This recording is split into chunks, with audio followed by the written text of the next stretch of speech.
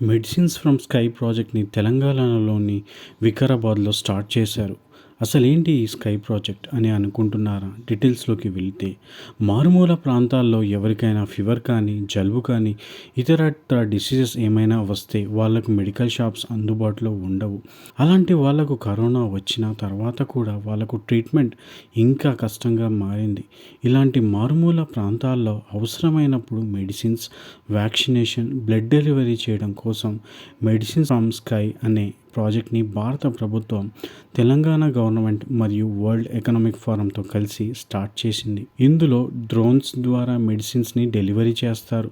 Blue dot వాళ్ళతో కలిసి Vikarabad police parade ground నుంచి 3 కిలోమీటర్ల దూరంలో ఉన్న ఒక హెల్త్ కేర్ సెంటర్కి మొదటగా డ్రోన్ ద్వారా మెడిసిన్స్ డెలివరీని aviation minister Jyotiraditya Scindia, IT minister కేటీఆర్తో కలిసి స్టార్ట్ చేశారు.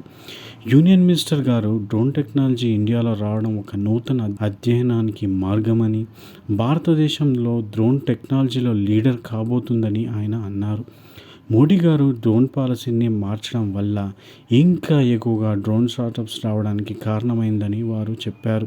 ఇప్పటి వరకు డ్రోన్స్ని కేవలం ఫోటోగ్రఫీకి, మ్యాపింగ్కి, రకరకాల వాటికి మాత్రమే వాడేవారు. కానీ కోవిడ్ వచ్చిన తర్వాత పరిస్థితులు చాలా మారిపోయాయి. ఇప్పుడు ఈ డ్రోన్స్ని గవర్నమెంట్ హాస్పిటల్స్ నుంచి పల్లెటూళ్ళలోని సబ్ సెంటర్స్కి వ్యాక్సిన్స్ని డెలివరీ కోసం చేయడానికి వాడుతున్నారు.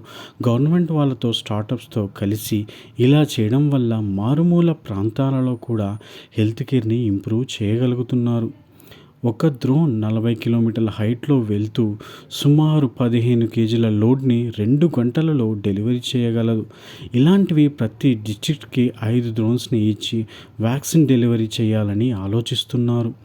ఇలాంటివే వేరే స్టార్టప్స్తో కలిసి రకరకాలుగా చేయడానికి గవర్నమెంట్ వాళ్ళు చూస్తున్నారు. ముఖ్యంగా ఇవి వ్యాక్సిన్ డెలివరీ కోసం వాడుతున్నారు.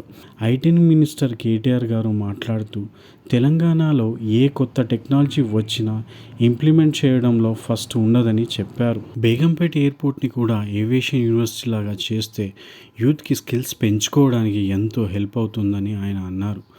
ఇంకో నెల రోజుల పాటు డేటాని, ఇన్ఫర్మేషన్ని గ్యాదర్ చేశాక అందరికీ అందుబాటులో వచ్చేలా సింపుల్గా, ఈజీగా చేస్తామని ఆ ప్రాజెక్ట్ డైరెక్టర్ గారు చెప్పారు. వచ్చే కొన్ని నెలల్లో ఇంకో 6 స్టేట్స్లో స్టార్ట్ చేస్తామని చెప్పారు. తెలంగాణ గవర్నమెంట్ సెక్రటరీ మాట్లాడుతూ, ఆల్రెడీ డ్రోన్ టెక్నాలజీని ఫారెస్ట్ ఏరియాస్లో సీడ్స్ వేసి చెట్లు పెంచడానికి వాడామని, అలాగే మైన్స్ కూడా సర్వే చేశామని వారు చెప్పారు.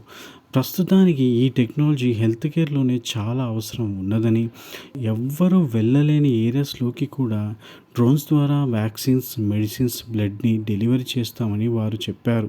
ఒక్కసారికే 5,000 వ్యాక్సిన్ డోసెస్ను 20 కిలోమీటర్ల పాటు రోజుకి 10 ట్రిప్స్ డెలివరీ చేయగలమని వారు చెప్పారు. ఇంకా డెలివరీ కెపాసిటీని డబుల్ చేయడానికి చూస్తున్నామని వారు అన్నారు. స్కై ఎయిర్ మొబిలిటీ వాళ్ళు 3 కంపెనీస్ బ్లూ డాట్, ఫ్లిప్కార్ట్, డన్జోకి వర్క్ చేస్తున్నారు. అన్నిటినీ వారం పాటు టెస్ట్ చేస్తారు. మొదటగా బ్లూ డాట్ని స్టార్ట్ చేశారు. ఏమైనా ఛాలెంజెస్ ఉన్నాయా అని అడిగితే పర్మిషన్స్, రెగ్యులేషన్స్ని అర్థం చేసుకుంటూ త్వరలో డ్రోన్ డెలివరీ ఏరియల్ టెక్నాలజీలో గేమ్ చేంజర్గా అవుతుందని చెప్పారు. డ్రోన్స్ డెలివరీ ఈ కాలంలో చాలా అవసరమైందని, మెల్లగా ఈ టెక్నాలజీని ఈ-కామర్స్ డెలివరీకి కూడా వాడబోతున్నామని, అలా చేస్తే కనుక మన ఇంటికి వద్దకే కిరాణా సరుకులు కూడా త్వరలో వచ్చేస్తాయని చెప్పారు. మీరు డ్రోన్ డెలివరీ గురించి ఏమని అనుకుంటున్నారో కామెంట్లో తెలియజేయండి. టెలిగ్రామ్, ఫేస్బుక్, ట్విట్టర్, ఇన్స్టాగ్రామ్లో మా ఛానల్ని ఫాలో అవ్వండి.